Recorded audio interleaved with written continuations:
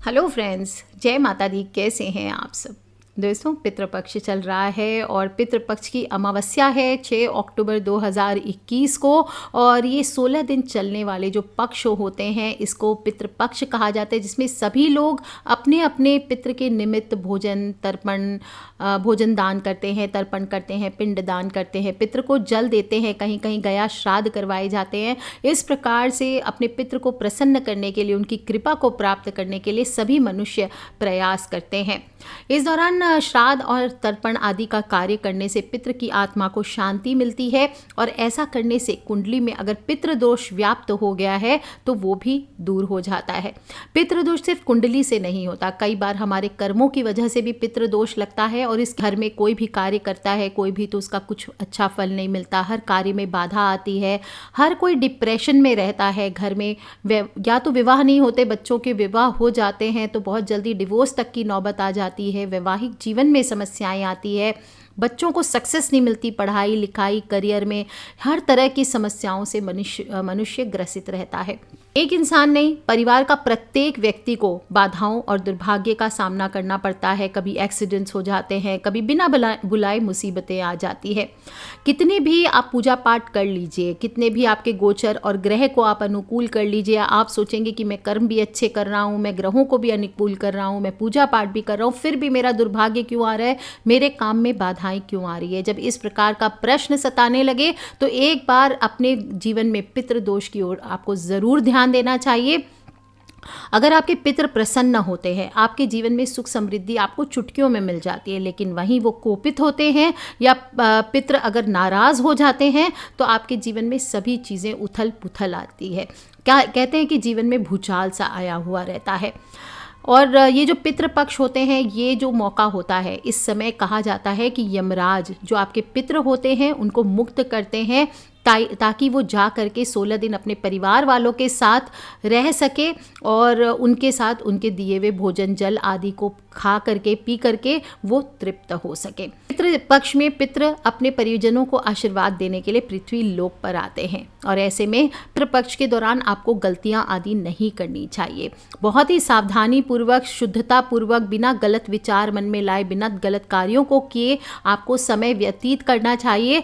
नहीं तो आप श्राद्ध करें या ना करें, पितृदोष आपको जरूर भोगना पड़ता है। इसलिए अपने दरवाजे पर सबसे पहले तो कहते हैं कि इन दिनों अगर कोई आगंतुक आ जाए, कोई भी मांगने वाला हो, कोई भिखारी हो, कोई मेहमान हो, कोई अतिथि हो, कोई राहगीर हो, कोई जानवर हो, कोई भी हो, आपके घर के द्वार पे आए तो उसको भूखे प्यासे ना जाने, थोड़ा सा जल और मिठाई उसको ज़रूर ऑफ़र करें। और नहीं भी आप दे सकते हैं कम से कम तो उनसे आप दुत्कार करके बात ना करें, उनको लताड़े नहीं, उनके मान सम्मान में अपमानजनक शब्द आपको इस दौरान नहीं बोलने चाहिए।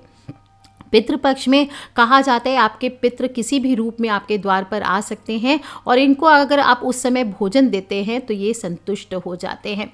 ध्यान रखें, पितृपक्ष में कोई भी शुभ कार्य करने की मनाही होती है। शादी, विवाह, मुंडन, जो भी 16 संस्कार होते हैं हमारे धर्म में, इनको करने की सख्त मनाही होती है।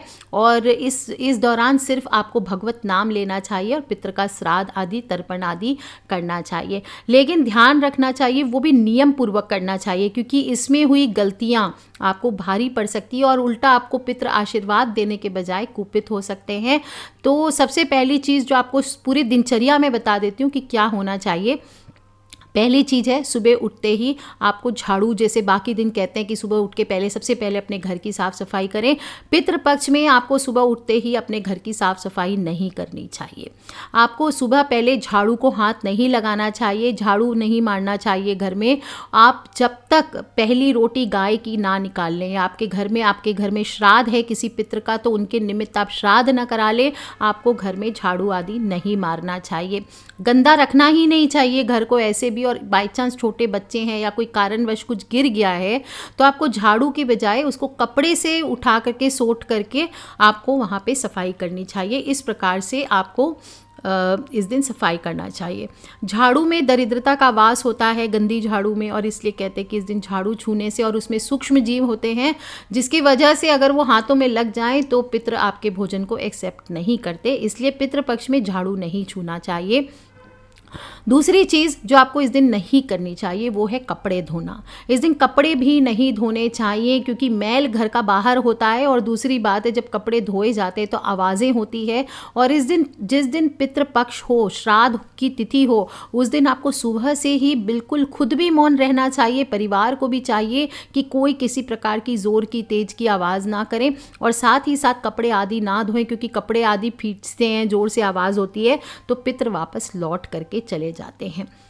सुबह स्नान करने के बाद ही आपको भोजन बनाना शुरू करना चाहिए।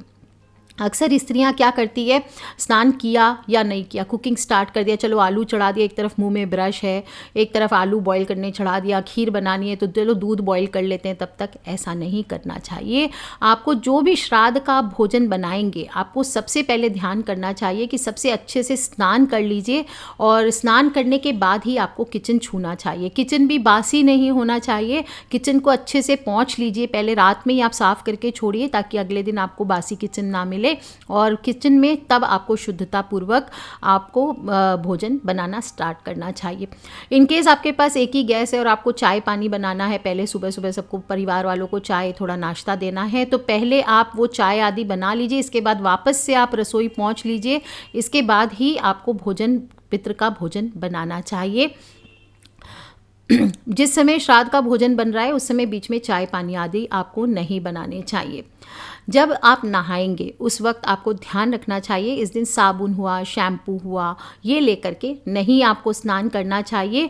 इस दिन जो भी पितृपक्ष में व्यक्ति श्राद्ध कर्म करता है, जो घर के मालिक होते हैं या जो श्राद्ध कर्म करने वाले हैं, उनकी पत्नी जो भार्या होती है, इन दोनों को ही इस दिन हेयर कट आदि नहीं कराने चाहिए, नाखून नहीं काटने चाहिए। जो बॉयज़ हैं उनको दाढ़ी आदि नहीं काटने चाहिए। ऐसे में 16 दिनों तक भूल करके भी, 16 दिन के नियम होते हैं पर आजकल लोग नहीं मानते हैं, तो ठीक है, कोई बात नहीं, कम से कम आपके जो भी पितृ की तिथि है उस दिन आप ये ना करें।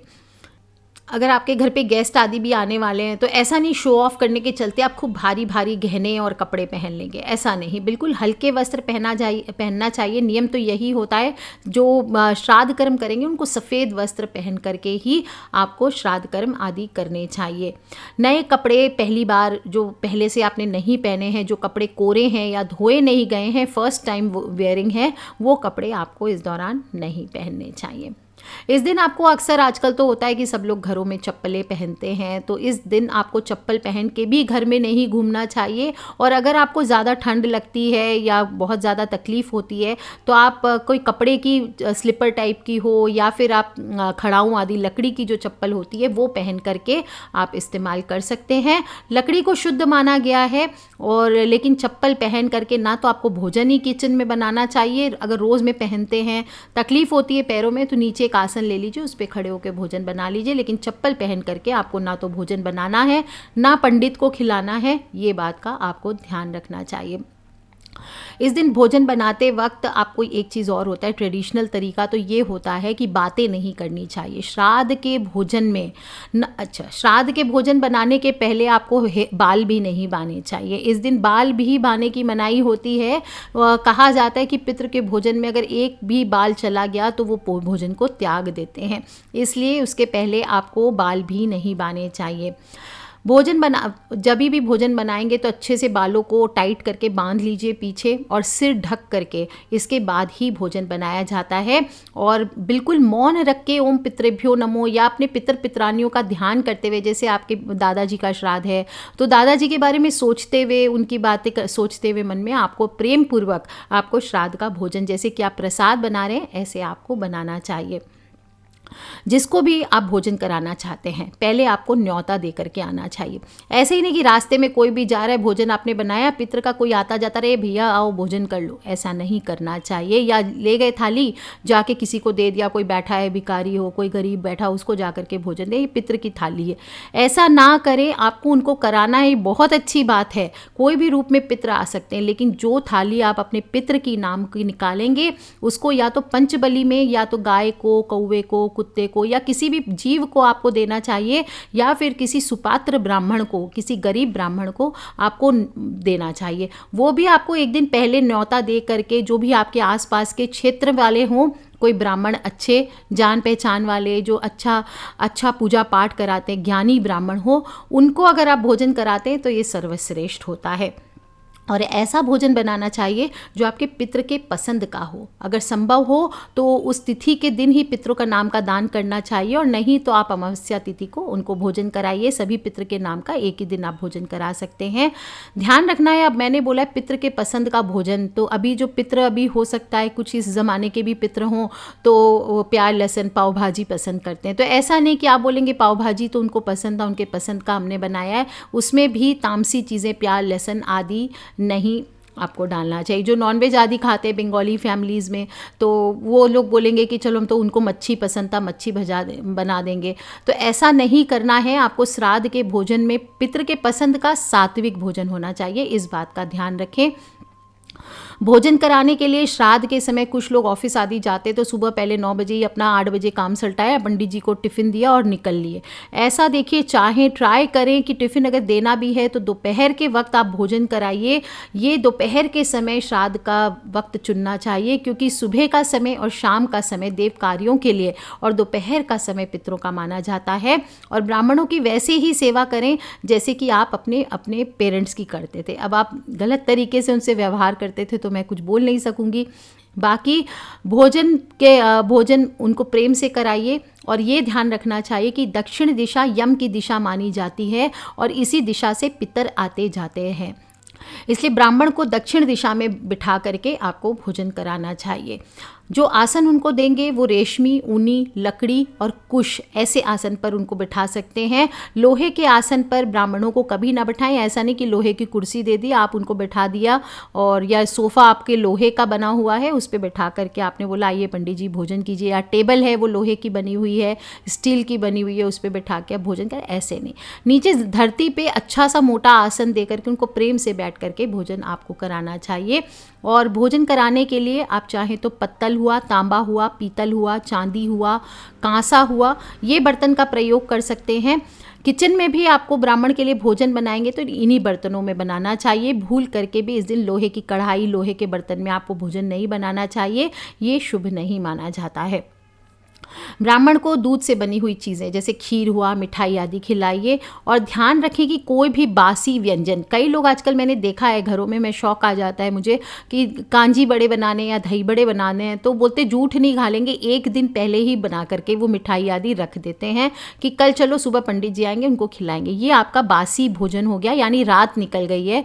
पितृ का भोजन इस प्रकार से नहीं बनाया जाता। आप दिवाली पर ये काम करते हैं, होली पर ये काम करते हैं कि बड़े मिठाई आप एक दिन पहले बना लिया, चलता है, लेकिन पितृ के नाम का भोजन बासी नहीं निकाला जाता। उस दिन फ्रेश आपको सुबह सुबह बना करके ही भोजन आपको कराना चाहिए।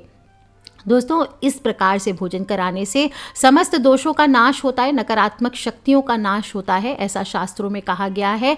और चांदी के बर्तन में अगर आप भोजन करा सकें अपने पितृ के नाम का तो ये सर्वश्रेष्ठ होता है। नहीं करा सकते तो कम से कम हो सके तो चांदी के गिलास में आप पानी ज़रूर उनको पिलाइए।